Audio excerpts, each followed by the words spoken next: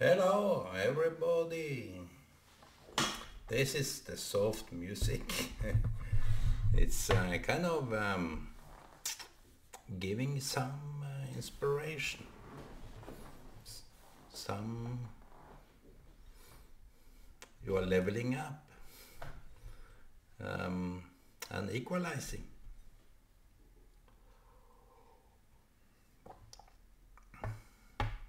I wonder what if there is a heaven, what kind of music other than this it would be, because this is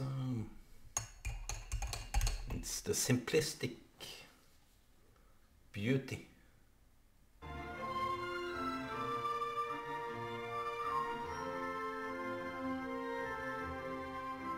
It have this simplistic tune to it, simplistic beauty, which capture your entire body. You get in a certain mood that, you see, it's written when the king was possessed by evil spirits. He may have been crazy, like someone are. They go crazy over certain things. Envy can go crazy over envy. And you can go crazy over lust. You can go crazy over your egoistic, ego-minded need or urges which you haven't tamed. You can go crazy for that. But when you listen to this kind of music, even to the toilet, you have to leave it be, because you want to have this music straight into your soul. So it said that when David played him tunes of this harp, he was calmed. So what kind of music was that? Every time he had this darkness to himself, some kind of music did it all.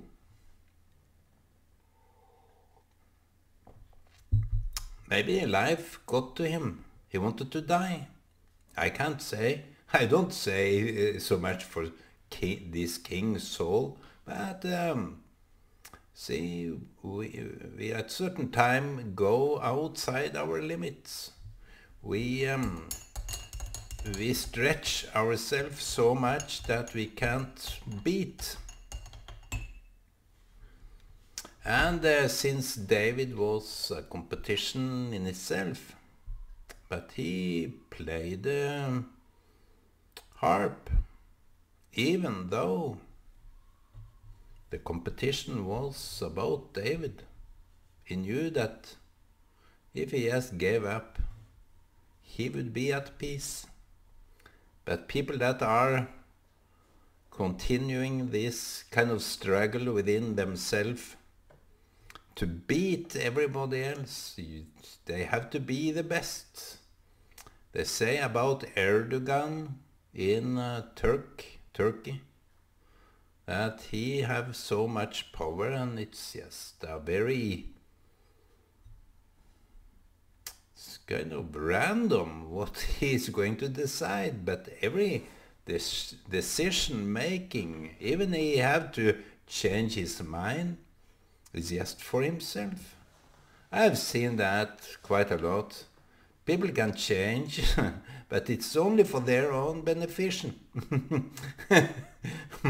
They don't change because they admit to something.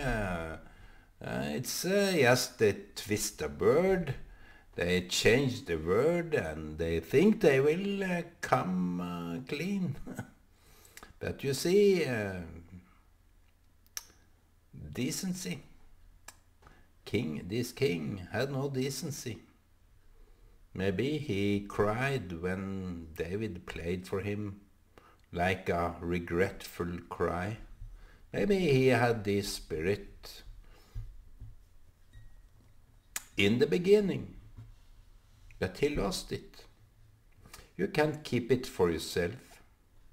The spirit within, that is God-given, you can't claim it, you have to serve it.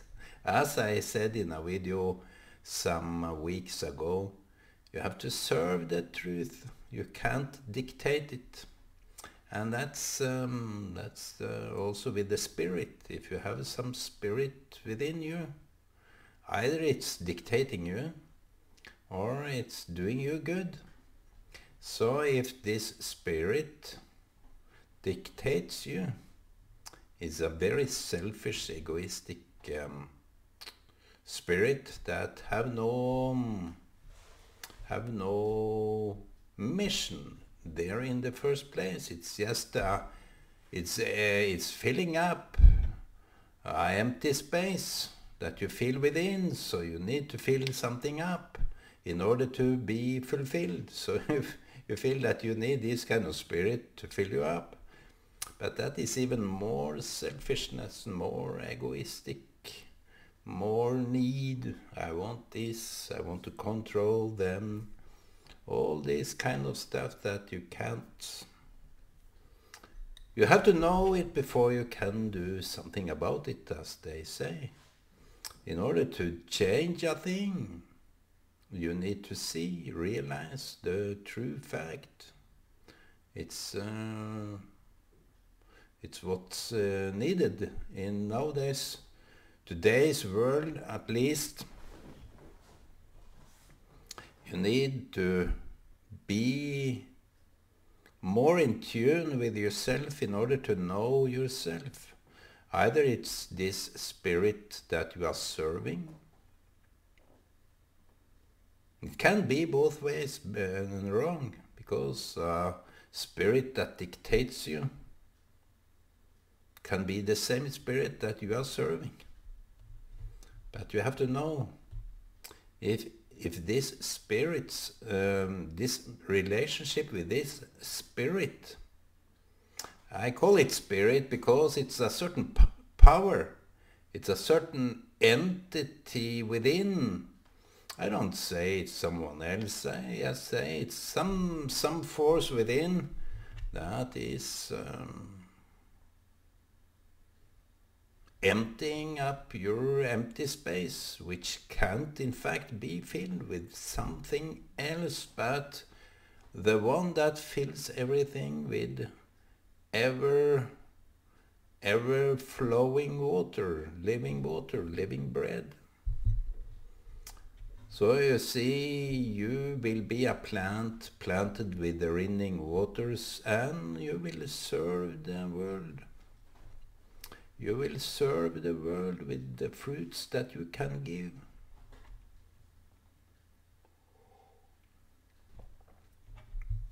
But this other spirit, you see, we can name it. We can name it. And that's why the Bible is very clear to this kind of topics. Today's people don't know these kind of topics about the spirits. They think it's just religious, made-up entities. No, they are so far off, and in a so strong denial of this entity, that they protect themselves against this kind of fact, because it's a penetrating fact. If you admit to it, you have to accept something like that. So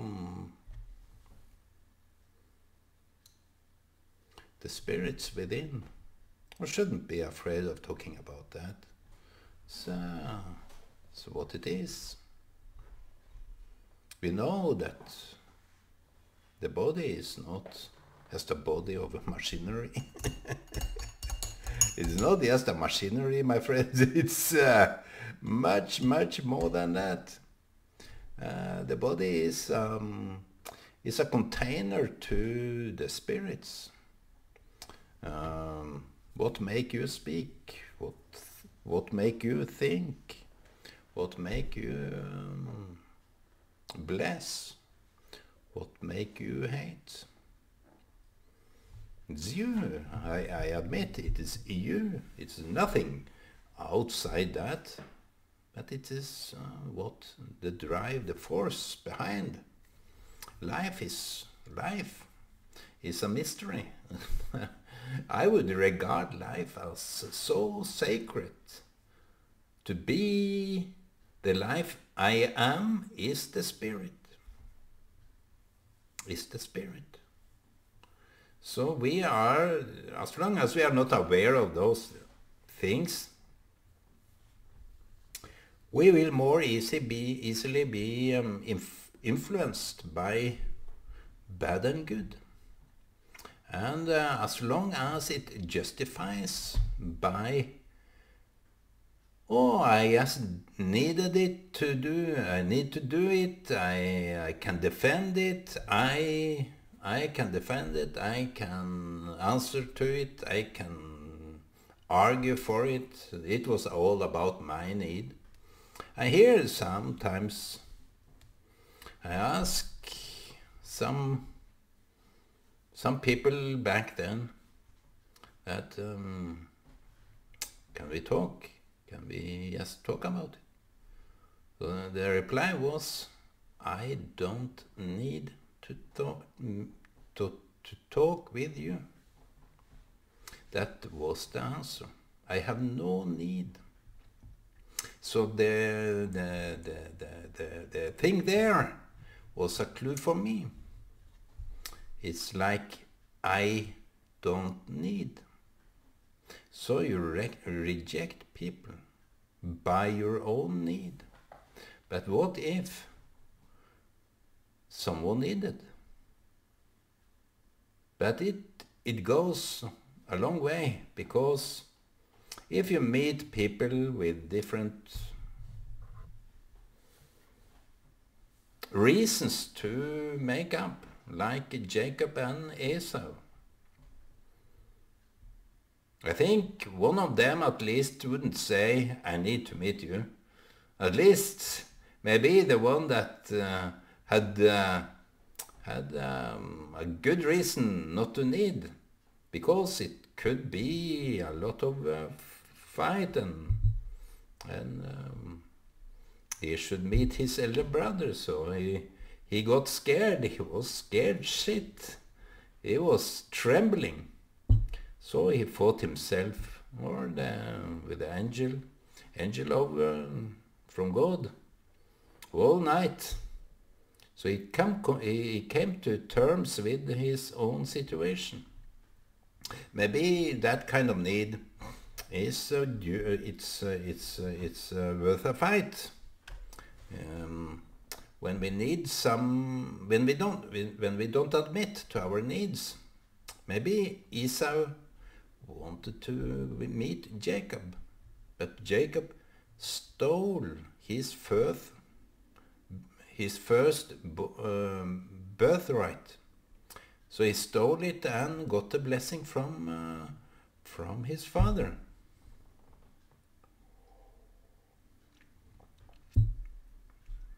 So he had good reason to fly away. And like Adam, he heard God in the garden. Here the other day I was talking about the sound of things. It's quite interesting, because sometimes you have the awareness of that something is going to happen, because it's something in the air tells you that this is going to happen. And it happened to me just a short while ago. I had this feeling that I should make a phone call to someone, and I didn't do it because of it could be some kind of awkward situation. So I just waited for some switch. And I didn't have to wait for a long time. After some days, the lady, she called me. And that was kind of approval that I'm not so far off. It was good. It was kind of that good experience that maybe that was needed. Something was needed to be said. Yet I don't know something about it. Not like that. But I think when we feel each other, we need to reach out. And sometimes we have to wait until it's going to happen. Don't rush into things that you can't know for sure, but that is all about the fight with ourselves that Jacob had. If you read the Bible in those phrases back in the Old Testament, you will read about Jacob, his fight with God.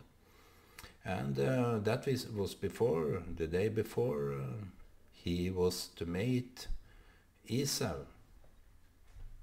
And I think that kind of fight, if we go into this on a deeper psychological level, I think we will find some good reasons why Jacob wouldn't really like to meet his brother.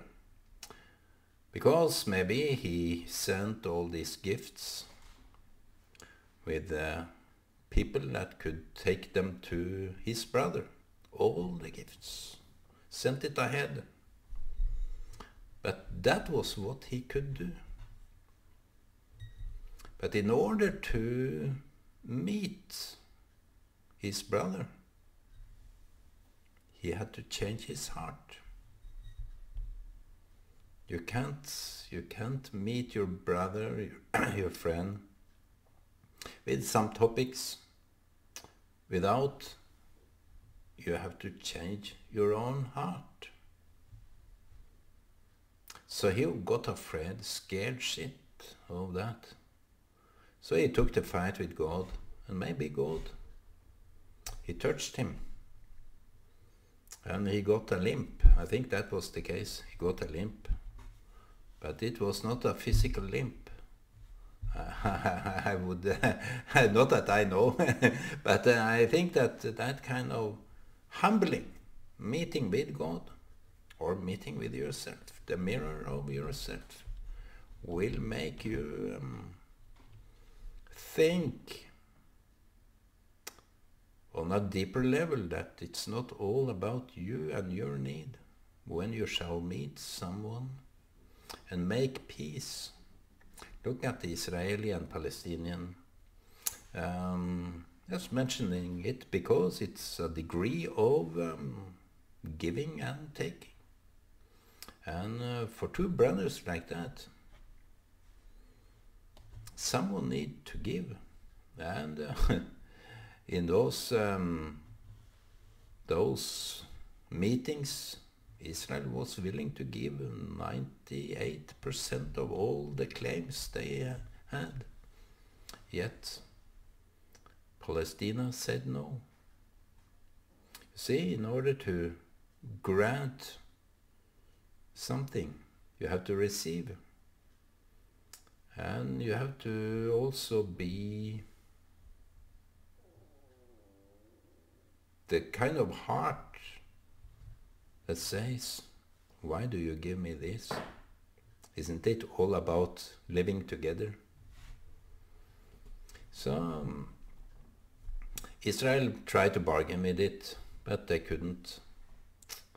The dealer wasn't prepared for that.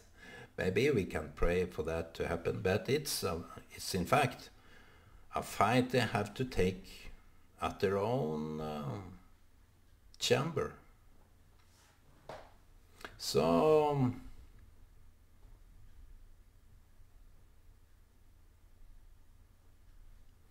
it's a very deeper level thing we are talking about today, because the spirit is that kind of fight that you have with yourself when you want to meet someone and make amends or make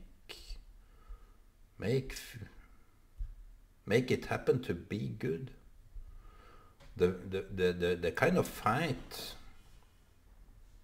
can be so hard.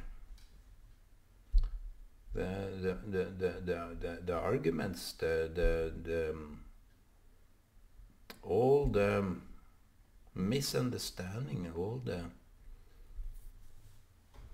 tension between. I think it takes us into the spiritual world, that we don't only. The problem today is that people bother God to deal with the situation, so they go rather to God than to their brother.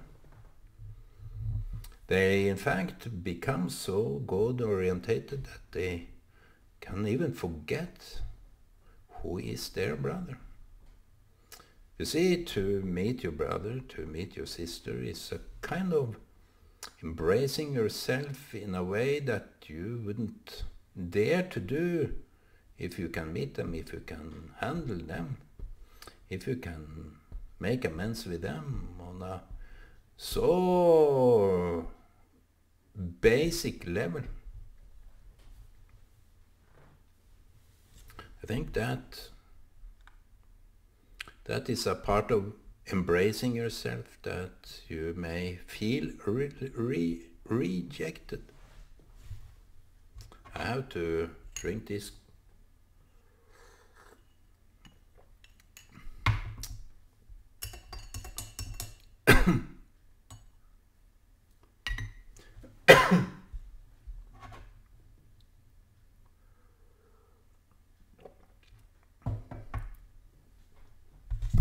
So, when we are talking about spiritual things with people today, they don't catch it. I think they are so lost because it's a materialistic, it's a world of basics, it's a world of reality. The reality we can see with our eyes, not with our inner sight. We can't see the situation for what it really is. So we just stick to the facts, stick to excuses, stick to what benefits me. How rude the world is when leaders protect themselves in a world of equal rights, human rights. It should be like their leaders say, I'm very honored for that you elected me, and I will in return serve you. I will not ask for bribery, cheating, taking away. I will be serving you as I wanted to serve myself, with rights, with with equality. No one should here be discriminated. It's a kind of a spiritual reality, spiritual Rome. I think the Bible is that wise that it mentions the spiritual Rome in a conjunction with us, because we know all about it. We know what's right, we know what's wrong. It's nothing the Bible have provided, it's just there. So it's up to us if we can serve it or not. Even the Bible says that we have our own guidelines. we have our own laws that we are abiding with. So it's also commenting on the spirituality of our common law. That something is just right and something is just wrong. And the Bible is just there to steer it in a confirming way that what we think is right is right. It's just a confirmation. It's not stating something new. We knew it all along, but we have a slow development as a human race, or whatever you call it. We slowly grow, but we slowly also, or fastly, even more fastly, some of us grow into this selfish animal that's all about myself and fulfilling my need. My need. So in order for that person to meet me,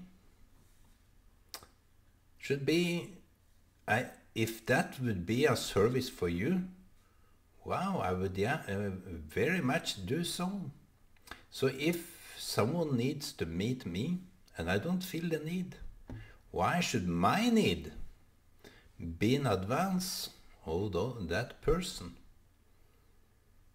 I should be willing to serve that person, even it could all go wrong. So that didn't happen, and it made me think. It made me reflect deeply over this. So I'm in fact happy, because if the selfish need for that person to reject me, it wouldn't be better if I forced myself on that person. No. It will be even worse. So I just wanted to say, forgive me. I did you wrong. That was the message. And I wanted to meet. That's what it was all about. So maybe Jacob had so many regrets that he needed to come clean and to show and prove his intentions. He sent a lot of gifts, but the last, hardest part that should feel as a hardest fight in our life is to give up our own selfish needs, just to meet my brother, just to meet my friend or my enemy. So that's today's soul. We call it soul, spirit. So watch, beware who you are serving. Is it the spirit that blessed is at service? Or is it that spirit that is all about yourself and your own need? So you don't even care what people around you think. So you better not have children, my friend. If it's all about you, don't have children. Okay, bye-bye.